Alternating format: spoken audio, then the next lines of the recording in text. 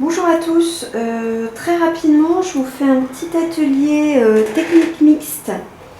En fait pour prolonger un peu l'atelier qu'on n'a pas eu le temps de finir avant le confinement, on a travaillé à l'aquarelle avec des papiers collés, des papiers de soie. Et je profite de ce volet croquis à l'extérieur pour pouvoir vous montrer une autre technique mixte possible, c'est-à-dire encre de Chine et aquarelle. Voilà, donc là je vous ai préparé un petit sujet tout simple avec, en fait c'est une petite bâtisse. Voilà, c'est un château ou une église, enfin ce que vous voulez, et puis un arbre à côté. Voilà, alors j'avais fait un... Je voulais pas que cette vidéo soit trop longue, donc j'ai un peu commencé à travailler avant de filmer. Voilà, et j'ai donc réalisé un croquis au crayon. Et ensuite j'ai travaillé donc à l'encre de Chine pure, dans un petit récipient, voilà, comme celui-ci là. Dans lequel j'ai ajouté quelques gouttes d'encre de Chine et j'ai travaillé essentiellement au calame. Vous pouvez aussi travailler à la plume. Alors bon, moi j'ai fait ça assez rapidement pour pouvoir vous montrer et faire une démonstration. Mais vous pouvez bien entendu aller un petit peu dans le détail, faire des branches à la plume, des branches plus fines à la plume, plus épaisses au calame. Voilà. Vous aurez besoin d'un pinceau petit gris comme celui-ci, avec réserve d'eau si possible. Et en fait, nous allons faire les lavis à l'aquarelle avec ce pinceau. Donc, ce sont les lavis en fait qui vont faire le feuillage et puis remplir aussi le tronc. Et bien évidemment, la lumière, l'ombre et la lumière sur le monument. Voilà. Alors pour ça, on va travailler donc sur papier sec, on est en mode croquis à l'extérieur, donc c'est sur papier sec. Attendez que l'encre de Chine soit bien sèche avant de faire votre aquarelle dessus, parce que l'encre de Chine, une fois qu'elle est sèche, même si on vient remouiller dessus, ça ne bouge pas. Voilà. Si c'est encore pas trop sec, l'encre de Chine va fuser dans votre aquarelle.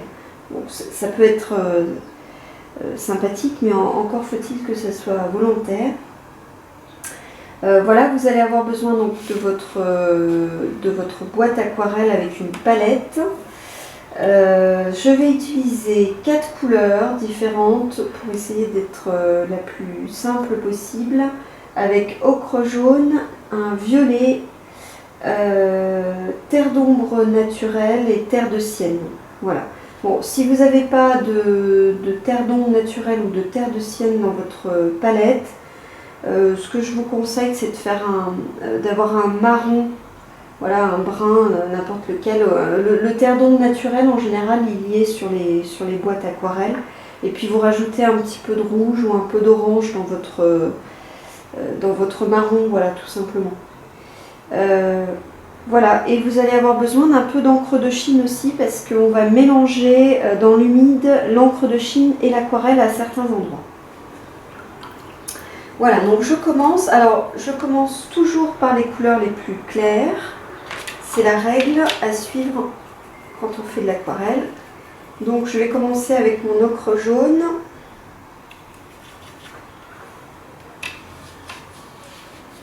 Voilà, pour faire le mur de la bâtisse. Donc là aussi, pensez bien toujours à vos réserves de blanc. Voilà, donc là, soit vous venez avec votre pinceau très humide, vous pouvez aussi prendre un pinceau propre à l'eau claire, vous venez mouiller la surface et ensuite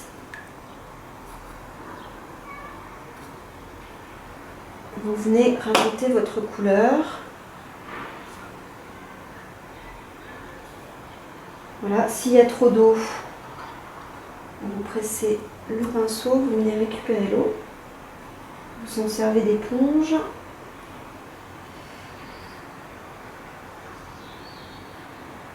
Voilà, donc je pense un petit peu à mes réserves de blanc, bon, c'est pour vous montrer succinctement.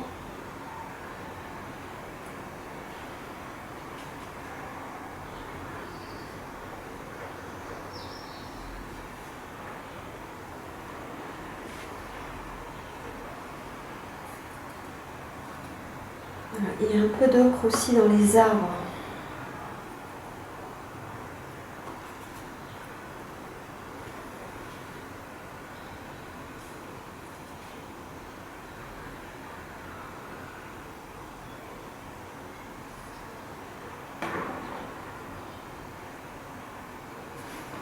Voilà. Et là, avec mon encre de Chine, c'est un peu humide, je vais venir rajouter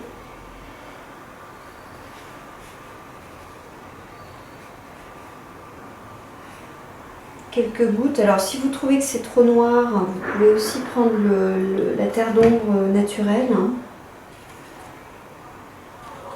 Après là, c'est vraiment, vous faites ce que vous voulez et c'est libre.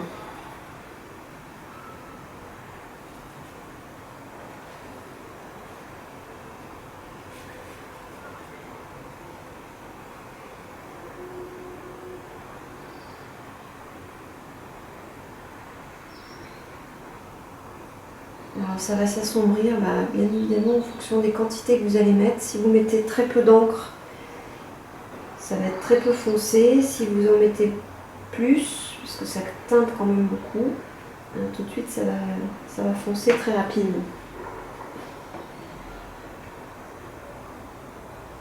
Je profite de ce que j'ai sur mon pinceau pour pouvoir... Donc là vous voyez, je vais très vite. Quand on est à l'extérieur, on dessine plutôt vite. J'essaye de suggérer l'arbre.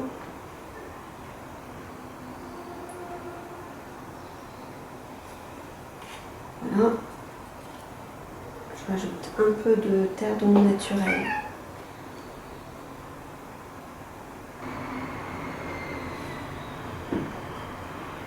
Voilà. Là aussi, je rajoute un petit peu d'encre pour faire des contrastes plus importants. Pas partout, parce que là aussi, ça permet d'avoir plusieurs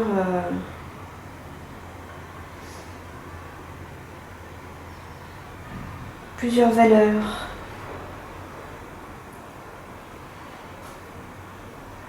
Voilà, je vais prendre la terre de sienne pour faire les troncs.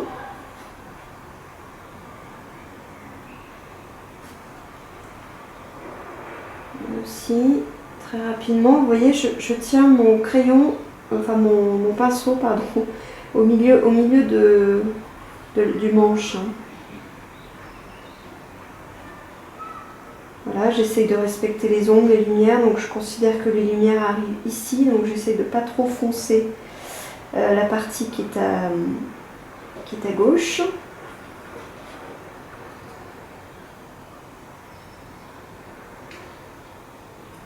Voilà, pendant que je suis dans les terres d'ombre naturelles, je vais foncer un peu cette partie-là. Bon, enfin, vous avez compris le principe. Une fois que vous avez posé vos clairs, vous venez avec des glacis plus foncés. Alors là, je viens de mélanger un peu de violet. À la terre d'ombre naturelle.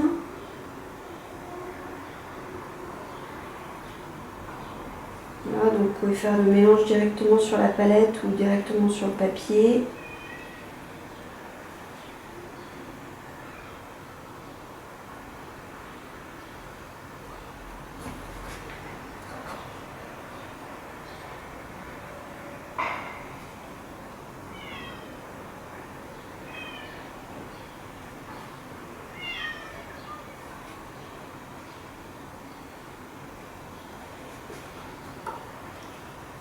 Voilà, je vais faire le toit en violet.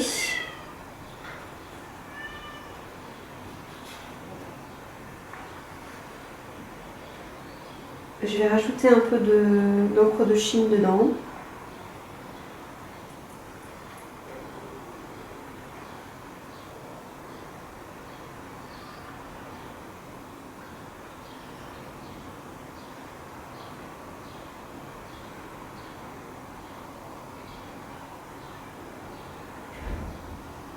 Voilà, donc là, vous n'êtes pas obligé de tout dire, hein. Vous pouvez esquisser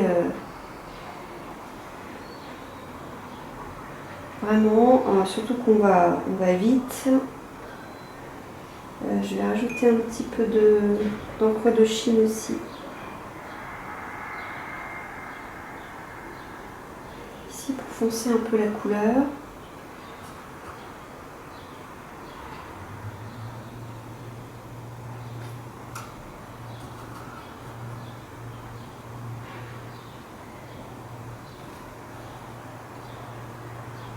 S'il y en a trop, vous pouvez venir absorber avec du papier, avec du sopalin. Je reprends mon mélange violet encre de Chine que je vais essayer de... Alors, il n'est pas assez foncé. Que je vais poser sur le tronc. Ouais, c'est trop humide.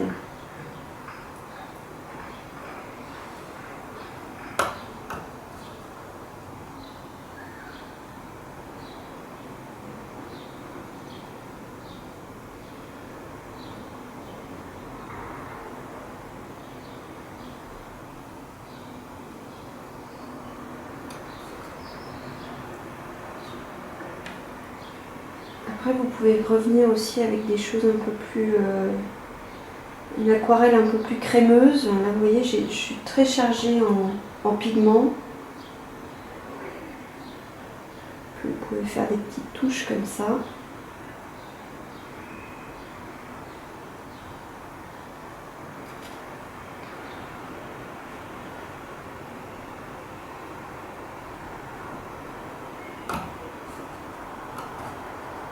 Je vais simplement terminer.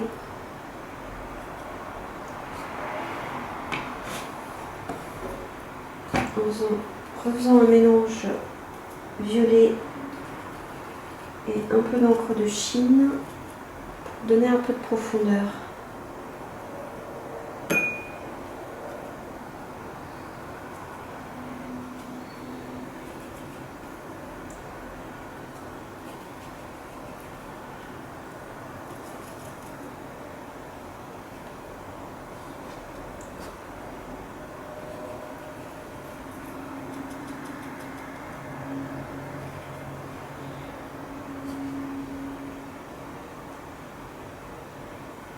Pour essayer de lier en fait le bâtiment à l'arbre. Voilà, alors après une fois que c'est sec, rien ne vous empêche bien évidemment de revenir sur le dessin et de refaire des traits à l'encre de Chine pour terminer votre œuvre. Voilà, à vous!